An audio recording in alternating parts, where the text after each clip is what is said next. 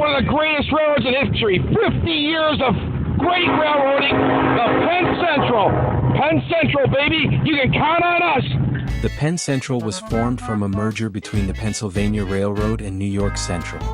The merger should have been completely successful as the Pennsylvania and New York Central were the biggest railroads in the Northeast region, yet it was a major failure only lasting less than 10 years. The late 40s and early 50s were rough for the railroads of America. With the advent of the interstate highway system and many people owning cars as well as the affordability of air travel, people weren't using railroads to travel as much they did. Freight departments were suffering because many companies were choosing to ship goods by truck then trains. However, Union Pacific stayed around because of the distance and terrain they operated on, and shipping goods by plane wasn't cost effective, and for shipping in bulk, railroad were the primary transportation. However, the East Coast being more densely populated, railroads fought with the trucking industry and aircraft shipping companies. The two main railroads on the East Coast, the Pennsylvania and New York Central, had been rivals for years, and their tracks usually ran parallel with each other, and the thought of them merging had been debated late 1950s, but neither railroad wanted to merge because they managed themselves in many different ways. The two railroads were in trouble in the mid-60s, so they tried to merge, but the Interstate Commerce Commission, which was responsible for regulating the railroads to keep prices fair, which meant railroads couldn't rise their prices to stay competitive with trucks and planes, the ICC was in the way. Rather than helping, the ICC was also in control of approving merger because half the New York Central and Penn were large railroads on their own. When they combined into Penn Central, it was a ginormous rail network, and none of the president of the two railroads were even sure if the ICC was going to allow them to merge just because of how much territory they would have. The ICC would eventually allow them to merge, but it would take almost 10 years for them to approve it, as the ICC was notorious for dragging their feet when it came to mergers of any type. The ICC only approved the merger under some conditions. The new company was to be called Penn Central, and that they had to take over the freight and passenger services of the bankrupt New Haven. They did this on December 31, 1967. But they never really wanted to do that. The New Haven was a complete disaster at the time. The New Haven had been making profit in years on any of its lines. The Penn Central was also supposed to absorb the Susquehanna. They attempted it but couldn't agree on a price, so the Susquehanna ended up being a part of the Delaware-Otsego system. They were supposed to make the Lehigh Valley Railroad available to merge by N&W or C&O. If the railroads didn't want it, they were to absorb it themselves. Lehigh Valley was reluctant to merge in general and struggled on their own, and ended falling into bankruptcy a little bit after Penn Central did. Either way, Penn Central went ahead officially be a railroad on February 1, 1968. The Pennsylvania Railroad, the nominal survivor of the merger, changed its name to Pennsylvania New York Central Transportation Company, and soon began using Penn Central as a trade name.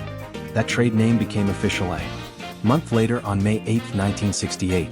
Saunders later commented, "Because of the many years it took to consummate the merger, the morale of both railroads was badly disrupted, and they were faced with unmanageable problems which were insurmountable. In addition to overcoming obstacles, the principal problem was too much governmental regulation and a passenger deficit which amounted to more than $100 million a year." Almost immediately after the transaction cleared, the organizational headwinds presaged during the merger negotiations began to overwhelm the new corporation's management. As ex-PRR managers began to secure the plum jobs, the forward-thinking ex-NYC managers departed for greener pastures. Clashing union contracts prevented the company's left hand from talking to its right, and incompatible computer systems meant that PC classification clerks regularly lost track of train movements. Subpar track conditions, the result of years of deferred maintenance, deteriorated further, particularly in the Midwest. Derailments and wrecks occurred regularly. When the trains avoided mishap, they operated far below design speed, resulting in delayed shipments and excessive overtime. Operating costs soared, and shippers soured on the products. In 1969, most of Maine's potato production rotted in the PC's Selkirk yard, hurting the Bangor and Aroostook Railroad, whose shippers vowed never to ship by rail again. Although both PRR and NYC had been profitable pre-merger, Penn Central was, at one point, losing $1 million per day. As PC's management struggled to wrestle the company into submission, the structural headwinds facing all northeastern railroads continued unabated. The industrial decline of the Rust Belt consumed shippers through the Northeast and Midwest. Penn Central's executives tried to diversify the troubled firm into real estate and other non-railroad ventures, but in a slow economy these businesses performed little better than the original railroad assets. Worse, these new subsidiaries diverted management attention away from the problems in the core business. To create the illusion of success, Management also insisted on paying dividends to shareholders, desperately borrowing funds to buy time for the business to turn around. Thanks to the dubious accounting strategies of the company's CFO David C. Bevan, the railroad had done a good job in 1968 and 1969 of concealing the company's true state to get the money they needed. For example, in 1969 the railroad reported a loss of $56 million, while in reality the true figure was around $220 million. A large portion of the savings that year came from writing off the entire passenger department, along with some associated depreciation costs at a total value of $130.5 million. The real financial state of the railroad was hidden to such an extent that not even Saunders knew how bad it really was. All of this financial wrangling was technically legal thanks to the fact that the SEC did not have purview over railroads. That was instead handled by the ICC, which was much more lenient. Many banks were still wary of how unspecific their reports had become, and it would get progressively harder and harder to get loans as time went on. By 1970 the situation had become dire. Banks had mostly stopped giving loans, while at the same time around $150 million worth of debts were due that year. The railroad had lost over $100 million in the first quarter. Bevan confided in Saunders the true financial picture, and Saunders then got to work trying to get the government to give them a loan guarantee. What they wanted was $750 million from Congress, and if that didn't work they could get $200 million directly from the Department of Defense. Penn Central argued that it was technically a defense contractor because of the large amount of freight they carried for the military. This ended up backfiring for Saunders since one of the demands placed on the railroad to get the loans was to change up the executive suite. Saunders thought this only meant Bevan would be fired, and called a meeting to act on the demand. The board instead fired both of them. They also used the opportunity to fire Perlman, which they had wanted to do for a while. Despite the concessions, in the end opposition from Southern politicians crushed both plans for loans. With all of their options having dried up, Penn Central voted on June 21, 1970 to file for Section 77 bankruptcy. At the time of the bankruptcy, Penn Central was the nation's sixth largest corporation and had become its largest bankruptcy.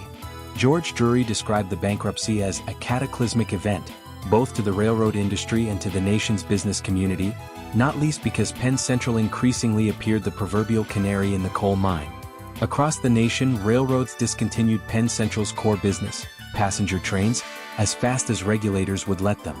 The Rock Island, midway through a decade spent arguing with regulators about a merger, was stumbling towards another stunning bankruptcy, as was the Milwaukee Road, the nation's most technologically advanced transcontinental. The new president of the railroad, Paul H. Gorman, quickly left after the bankruptcy. The search for a new president was concluded when the Southern Railways, Graham Claytor, offered up William H. Wild Bill Moore to head the company.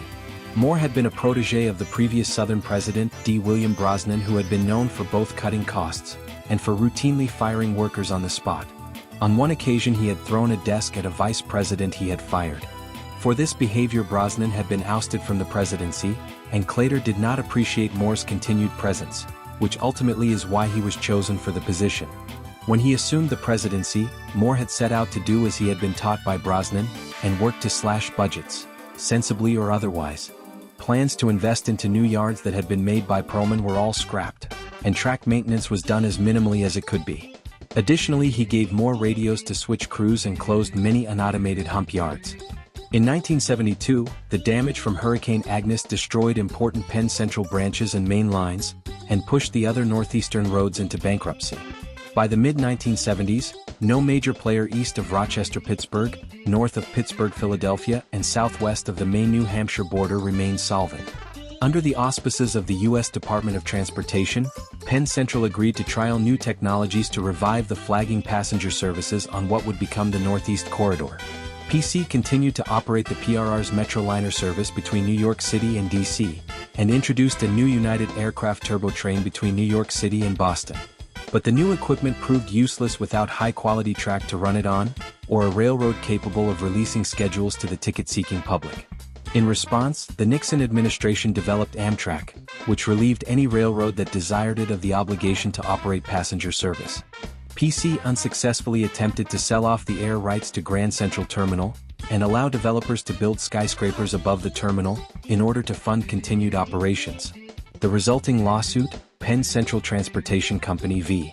New York City, was decided in 1978, when the U.S. Supreme Court ruled that PC could not sell Grand Central's air rights because the terminal was a New York City designated landmark.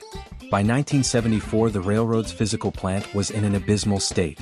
Deferred maintenance and damage from Hurricane Agnes had pushed the railroad to where in a single month it suffered 649 derailments. The hump yard in Cleveland, Ohio was averaging 6 derailments every day. It was also around this time when there were reported standing derailments, where rotted cross ties on the track would break under the weight of an unmoving car. In 1973, the Federal Railroad Administration had done an inspection of PC's main lines and come to the conclusion that the entire railroad would need to be shut down if the situation was not fixed soon. Something had to be done, and while that was on the horizon, a short-term fix was to just fire Moore. A lot of people at the railroad hated him. This came to a head just before Christmas of 1973 as Moore had been taking a Metroliner from D.C. to Philadelphia, when the train stopped just outside of the tunnel into Baltimore. 20 coal hoppers had derailed in the tunnel, and Moore went to the train telephone to tell the division superintendent he wanted it cleared in an hour. After an hour he went back to the phone, and fired the superintendent on the spot. Following this, an engineer in another train phoned in to say, "Merry Christmas to you too, you son of a bitch." Moore then realized he had accidentally routed the call over the PA system, and everything had been played over the loudspeaker in every car.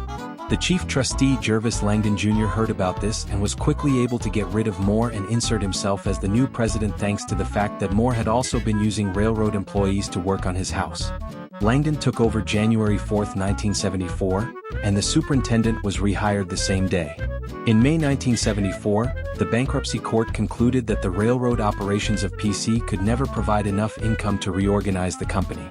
In the Regional Rail Reorganization Act of 1973, the federal government nationalized Penn Central to save it. For 2 years, the United States Railway Association sorted through the assets of PC to decide what could be reshaped into a viable railroad. Then, on April 1, 1976, Penn Central transferred those rail operations to the government-owned Consolidated Rail Corporation, Conrail. Facing the continued loss of market share to the trucking industry, the railroad industry and its unions asked the federal government for deregulation. The 1980 Staggers Act, which deregulated the railroad industry, proved to be a key factor in bringing Conrail and the old PC assets back to life. During the 1980s, the deregulated Conrail had the muscle to implement the route reorganization and productivity improvements that the PC had unsuccessfully tried to implement between 1968 and 1970. Hundreds of miles of former PRR and NYC trackage were abandoned to adjacent landowners or rail trail use. The stock of the subsequently profitable Conrail was refloated on Wall Street in 1987, and the company operated as an independent, private sector railroad from 1987 to 1999.